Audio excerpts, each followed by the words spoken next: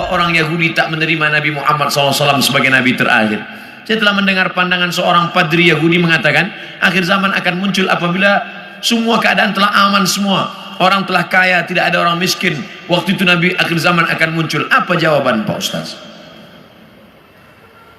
Ada buku yang amat sangat baik. Judulnya Tarikh Ad-Diyanah Al-Yahudiyah, Sejarah Agama Yahudi.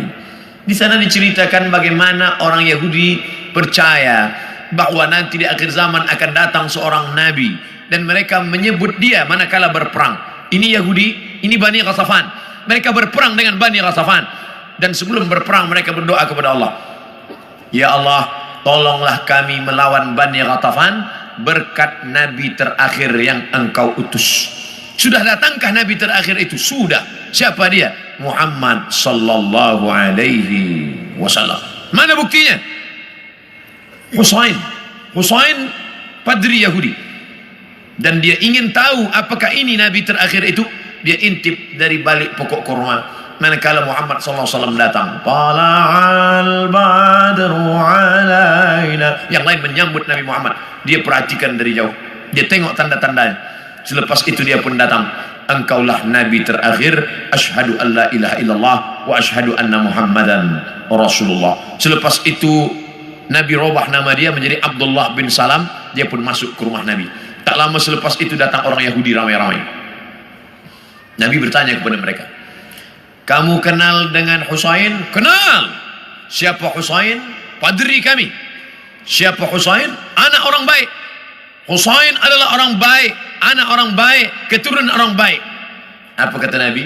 Husain sekarang ada dalam rumahku dan dia sudah Islam. Apa pendapat kamu? Husain orang paling jahat, anak paling jahat, datuk nenek moyangnya orang jahat, dan dia yang paling jahat di dunia. Kenapa Husain masuk Islam? Kenapa mereka tidak? Karena Husain melepaskan dari segala kepentingan. Sedangkan yang ini masih inginkan kekuasaan, masih inginkan harta benda. Bila aku masuk Islam, nanti aku akan susah, aku akan miskin. Alladzina atainahumul kitab, mereka yang kami berikan Taurat dan Injil, ya'rifunahu kama ya'rifuna abna'ahum. Mereka mengenal Muhammad sallallahu alaihi wasallam sebagaimana mereka mengenal anak kandung mereka sendiri. Nauzubillah, accident, terjadi musibah, hancur muka anak. Lalu kemudian seorang ayah dan bunda datang ke hospital. Kami nak tengok anak kami. Betulkah dia yang kena accident? Nauzubillah. Belum buka wajahnya dah tahu ini anak kami. Dari mana? Dari jari kakinya. Buka jari kaki. Ya, ini memang anak saya. Dari mana puan tahu? Dari mana tuan tahu? Ini kaki anak kami.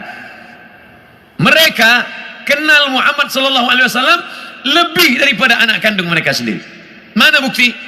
Ketika Nabi Muhammad sallallahu alaihi wasallam dibawa oleh Abu Talib menuju Busra, negeri Syam. Sebelum sampai ke sana, mereka berhenti sejenak. Lalu Bahira keluar.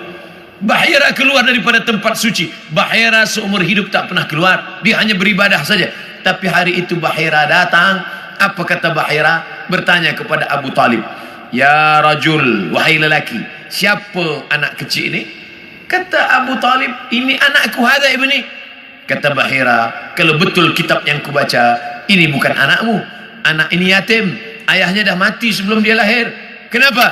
Karena 3 tanda aku tengok. Pokok kayu bersujud, batu-batu bersujud, dan ada awan yang dari tadi menaungi dia.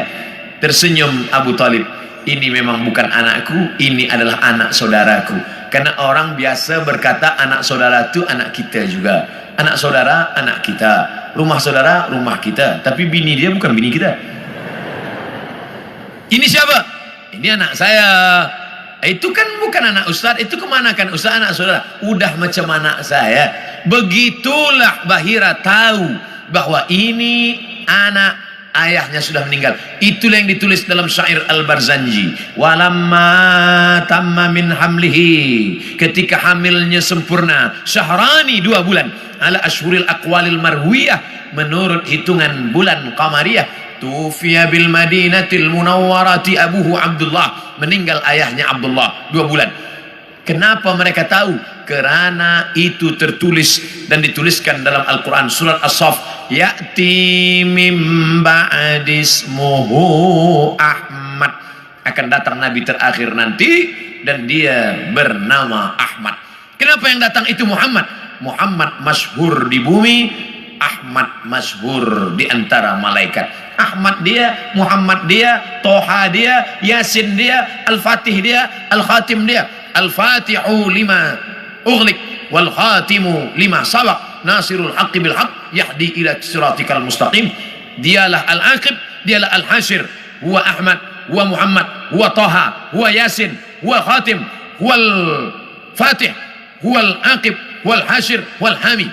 99 ini nama-nama, tapi dia juga adalah Muhammad sallallahu alaihi wasallam. Kenapa mereka tak beriman? Karena mereka berkeyakinan yang datang itu keturunan Ibrahim, tapi dari jalan nasab Ishak. Ibrahim punya anak Ishak, Ishak punya anak Yakub. Yakub, nama lain daripada Yakub Israel, maka anak cucu Yakub disebut dengan Bani Israel. Yakub punya anak Yusuf, Yusuf punya saudara lelaki bernama Yahuza. Cucu cicit keturunan Yahuza disebut dengan Yahudi. Mereka ingin nabi terakhir itu keturunan Ishak, Yakub, Yahuza. Sedangkan yang lahir terakhir ini Muhammad SAW, anak Abdullah, anak Abdul Muttalib, anak Hashim, anak Abdi Manaf, anak Qusay. Qusay lah yang membina Darun Nadwah di kota Makkah Al-Mukarramah. Cucu cicit keturunan daripada Adnan, Adnan keturunan daripada Ismail, Ismail anak daripada Ibrahim alaihissalam.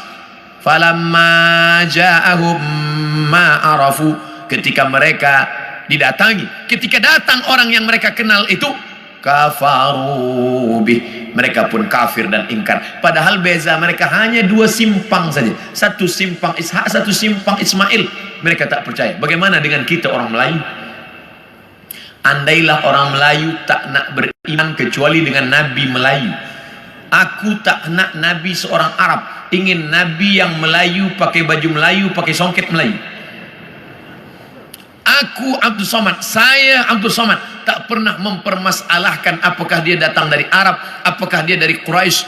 Yang penting aku bersyahadat asyhadu an la ilaha illallah wa asyhadu anna Muhammadan Rasulullah. Islam, makna Islam istislam, makna istislam al-inqiyad wa ta'ah, patuh dan taat. Datang dia sami'na wa ata'na. Hari ini semua bumi Melayu bersyahadat, semua mengalahkan Egypt, Mesir. Sampai hari ini Mesir masih ada lagi yang tidak Islam, Arab tapi tidak Islam. Jordania Muslim, tapi Irak masih ada lagi Maronit. Mesir masih ada lagi Koptik, tapi kita bumi Melayu, kalau sudah disebut Melayu adalah Islam. Melayu tanpa Islam hilang me-nya, tinggal layunya saja lagi.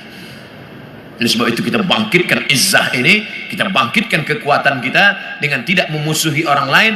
Orang Melayu adalah bangsa Muslim yang terbuka untuk segala golongan. Tuan boleh pergi ke Pulau Sumatera, tengok kampung Melayu Deli, Medan, North Sumatera Utara. Di sana ada nama Kampung Kling, karena ada tempat orang Hindu yang dibawa oleh Inggris masa dulu untuk memetik tembakau. Sampai hari ini masih ada. Di sana pula ada kampung nama Pecinan, tempatnya orang saudara kita daripada Chinese, Tionghoa, masih ada tegak berdiri. Orang Melayu Muslim adalah orang yang menebarkan kedamaian. Wa ma arsalnaka illa rahmatan lil alamin. Terbuka. Kita tak pernah memusuhi orang lain. Kamu nak beramal, sila beramal. Wala ana abidum ma'abattum wala antum abiduna ma'abud lakum dinukum waliyadin. Kita seperti lebah. Bagaimana lebah? Lebah itu tak pernah makan yang tak baik. Yang dimakan lebah itu hanya manis dari bunga-bunga. Sampai hari ini belum ada lebah guna dadah. 2, yang keluar daripada lebah pula elok-elok saja, yaitu madu lebah. Kenapa saya minum madu penyakit gula, diabetes saya? Yang salah bukan lebah, tukang jual lebah campur gula. Yang ketiga, bahwa lebah hinggap di ranting, tak ada ranting patah. Sampai hari ini lebah hanya membuat sarang di kayu tualang yang besar. Tak ada lebah patahkan ranting. Lebah tahu ini sesuai, ini tak sesuai. Yang keempat, lebah jangan diganggu. Orang Islam jangan diganggu. Bila engkau ganggu sarang lebah, dia akan kejar engkau. Masuk pun engkau ke sungai, dia akan tunggu. Bila engkau tak bernafas, engkau tarik nafas, di situ dia guna. Kepala engkau akan bengkak. Hati-hati dengan lebah. Dan lebah ada senjata satu saja. Di ekor lebah ada satu senjata. Lebah tahu, bila aku dah guna ini aku akan mati. Sengatan lebah diguna sekali seumur hidup. Dan kalau dia sudah pakai, orang akan kena, dia pun akan mati. Bagi lebah, lebih baik berputih tulang daripada berputih mata. Ini tak betul juga, sebab lebah tak bertulang. Bagi lebah, lebih baik mati, tapi mati syahid, iskariman au mut syahidan. Oleh sebab itu berhati-hati. Mathalul mu'minin kamathalin nahli. Perumpamaan orang-orang beriman seperti lebah. Lebah. Kita gunakan filosofi ini dalam kehidupan kita. Mudah-mudahan kita selamat di awal zaman, selamat pula di akhir zaman, insyaallah. Amin.